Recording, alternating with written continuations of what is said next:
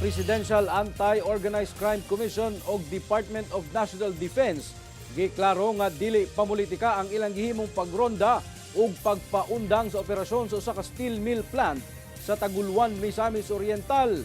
Kini ang ilang gibarugan atol sa ilang pagbisita sa kampo sa 4th Infantry Division, Philippine Army sa Cagayan de Oro City. Ano ang report ni Cyril Chavez? Gilberto Huamo Teodoro Jr. Gibisita ni Secretary of National Defense Gilberto Teodoro ang Camp Evangelista sa Barangay Patag, Cagayan de Oro City aron makahimamat ang mga tropa ilawom sa pagdumala sa 4th Infantry Division, Philippine Army. Gipangunahan sab niini ang pagpasidungog sa pipila ka mga personahe.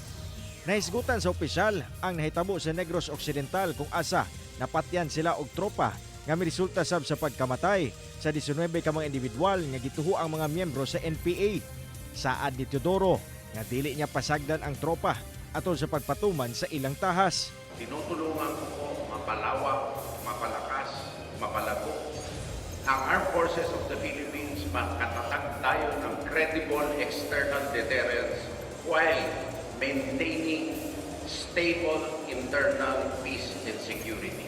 Samtang kapindua ka semana sukad gironda sa mga personel sa NBI, PAOK ug uban pang law enforcement agencies ang usa ka steel mill plant sa Taguluan, Misamis Oriental.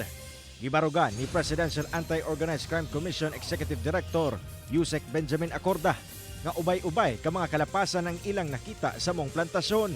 The safety and dignity of Filipino workers remains central to this case. The operation and inspection raised concerns about dust accumulation, possible hazardous material handling, and the adequacy of protective equipment workers. Tungod sa mga kalapasan sa ilang operasyon, nagpagawas karon ang DNR-EMB uban ang rekomendasyon sa Philippine Nuclear Research Institute kung PNRI o kanselasyon sa Environmental Compliance Certificate sa mong kumpanya. Butang nga mo resulta sa pag-undang yun sa ilang operasyon.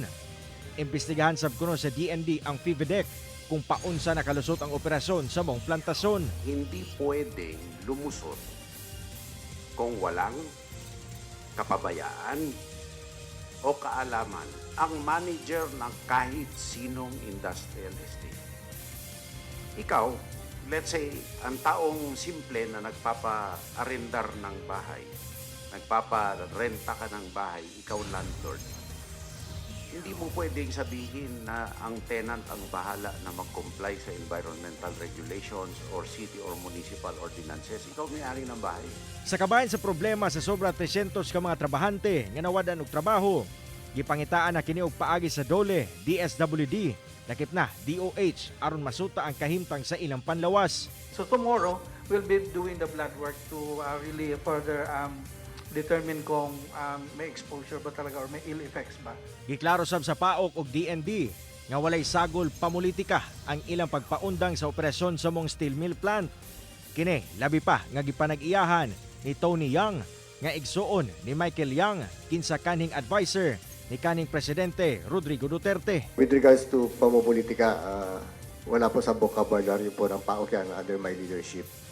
Purely law enforcement operation po ang pananaw namin dyan. Palagay ko sa mga may haka-haka, mabuting sagutin muna ng Sandya ang mga violations na nakita dito na na-uncover. Those are facts.